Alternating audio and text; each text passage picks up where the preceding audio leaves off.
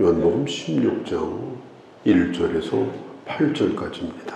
요한복음 15장 후반에서 주님이 하신 말씀이 뭐냐면, 주님을 따라가려고 하면 반드시 박해가 올 것이다.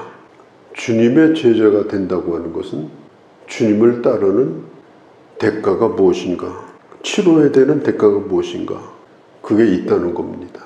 예수님이 제자들을 처음 부를 때는 그런 얘기를 하지 않았습니다. 지금은 내가 너희와 함께 있기 때문이다. 예수님께서 제자들을 처음에 불렀을 때 핍박 얘기를 하고 이랬으면 아마 다 떠나갔을지도 몰라요. 그러니까 처음에는 그런 얘기를 하지 않았습니다. 초등학생에게 문제를 내는데 아주 고급 수학 문제를 낸다면 풀지 못합니다. 가르쳐줘도 이해를 못합니다. 이해를 못하니까 풀지 못하는 거예요. 이제 예수님이 곧 돌아가실 때가 지금 다 됐습니다. 그리고 부활 승천하고 떠나갈 때도 다 되셨습니다. 시간이 얼마 없는 거예요. 그렇기 때문에 이제는 이해를 하지 못할지라도 이야기를 할 수밖에 없는 그런 시점이 된 겁니다. 주님의 제자가 되려고 하면 반드시 핍박이 올 것이다.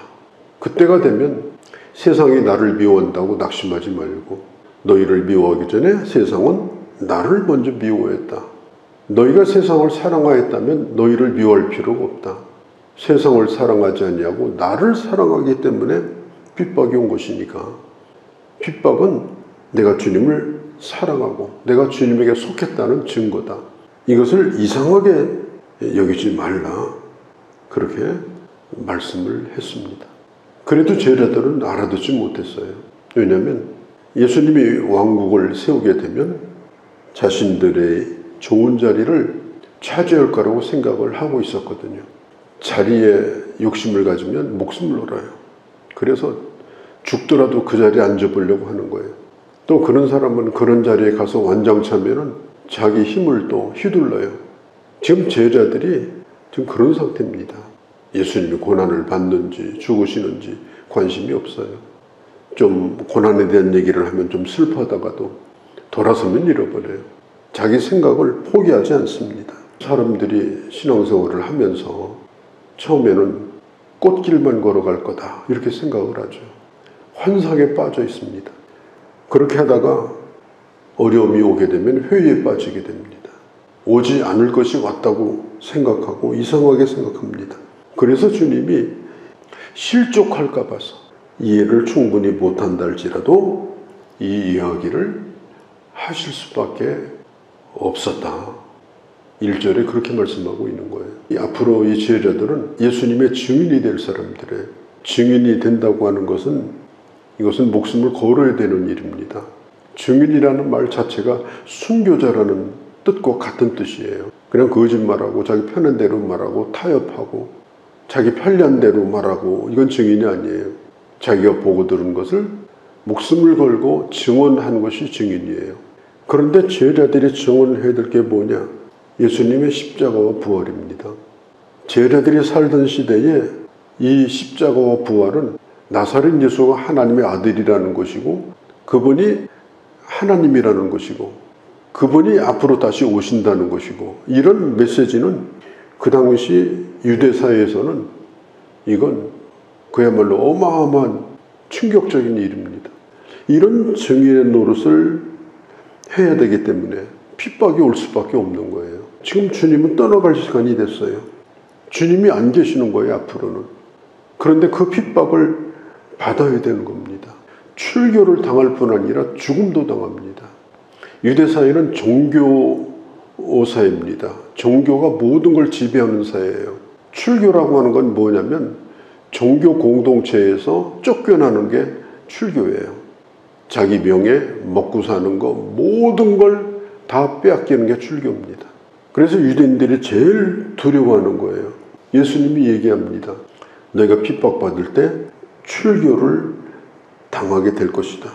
완전히 네가 살던 공동체로부터 분리되는 그런 일을 겪을 것이다. 생명의 위협도 당하게 될 것이라. 주님이 이런 말씀을 하시면서 또 이런 얘기를 하십니다. 그들이 이런 일을 할 것은 아버지와 나를 알지 못함이라. 그들이 누구냐? 핍박하는 사람들이에요. 핍박하는 사람이 누구냐? 정통 유대인들이에요. 정통 유대인이 누구냐? 어려서부터 하나님을 배우고 알고 있다고 생각하는 사람들이에요. 사도 바울도 바리새인이죠. 율법사죠. 어릴 때부터 율법을 배웠죠. 저 다소에서 예루살렘으로 유학까지 와가지고 최고의 교사에게 배웠죠. 그런데 그 한 일이 뭐예요? 교회 핍박하는 일이었어요. 그게 하나님 앞에 충성하는 거라고 생각을 했습니다. 잘못된 열심, 잘못된 지식을 바탕으로 종교적 열심을 내는 것이 얼마나 참혹하고 무서운 것인가. 이것은 대단히 무서운 일입니다. 오늘날도 마찬가지예요. 신앙을 제대로 배우고 성경을 제대로 배워서 신앙생활을 하지 않고 자기식, 자기 나름대로 소신껏 별로 좋은 게 아닙니다. 신앙생활은 나름대로 소신껏 하는 게 아닙니다. 제대로 배워가지고 제대로 깨닫고 하나님의 말씀에 원리에 따라서 해야 되는 거예요. 지금 예수님의 제자들을 핍박하는 사람이 누구냐? 나를 알지 못합니다. 아버지와 나를 알지 못합니다. 이 말은 아는데 잘못 알고 있다, 그런 뜻이에요. 이 잘못된 열심의 결과, 이것은 극단으로 갑니다. 요즘도 마찬가지예요. 극단이라는 건 무서운 겁니다. 나중에 목숨 걸고 피 보는 거예요. 중세기 때 1500년대에 종교개혁이 일어났는데 그때는 로마 교회가 나라를 지배하던 시대입니다. 교회가 정치 지도자를 임명하던 때예요. 종교개혁자들이 거기에 반기를 들고 일어납니다. 이건 잘못된 거다. 그러니까 국가로부터 핍박을 받고 그 당시 로마 교회로부터 핍박을 받습니다.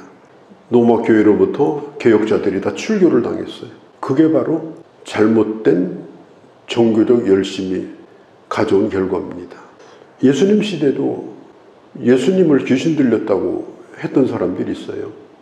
대왕 귀신인 바알세불 귀신에 들려가지고 귀신을 쫓아낸다, 예수님을 무당이라고 오해했던 그런 사람도 있습니다.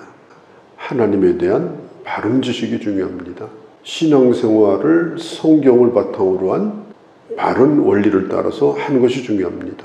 내 나름대로 하는 게 아닙니다. 무식한 사람이 소신껏 하는 것만큼 무서운 일이 없어요.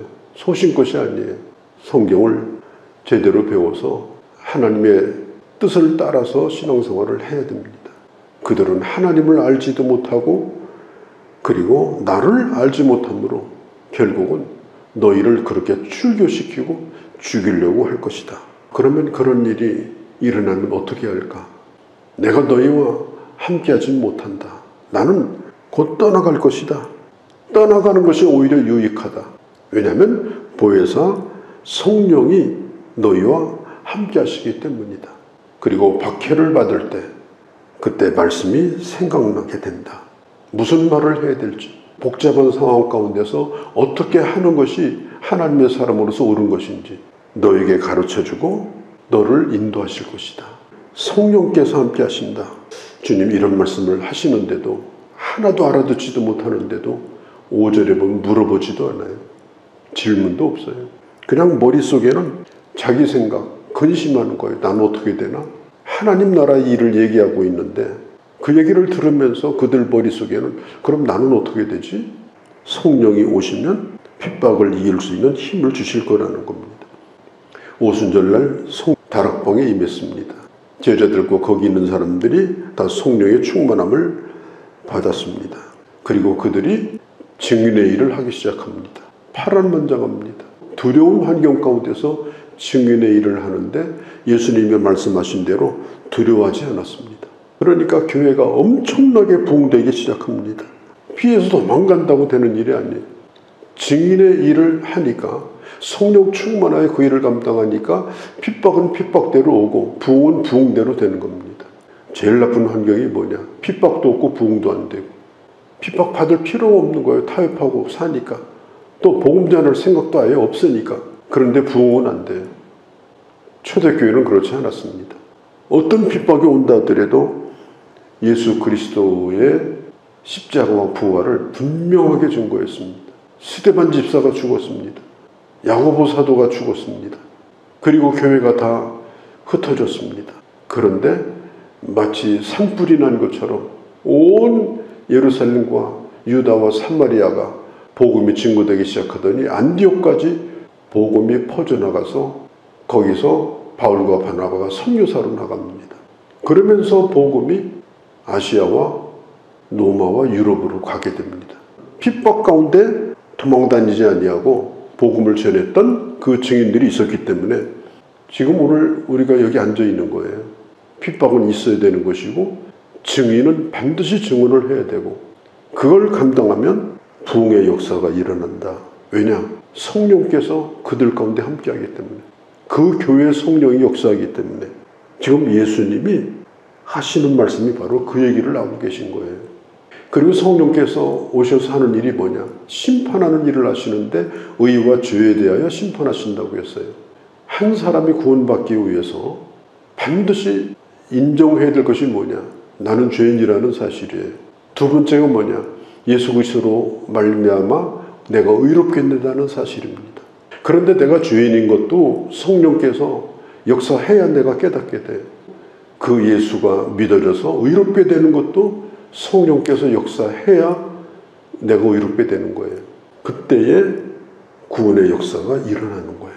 하나님의 말씀이 깨달아지고 말씀 가운데 내가 죄인임을 알게 되고 말씀 가운데 내가 어떻게 구원받는가를 분명하게 알게 되고 십자가는 객관적 사건입니다. 나와 상관이 없는 일일 수도 있어요.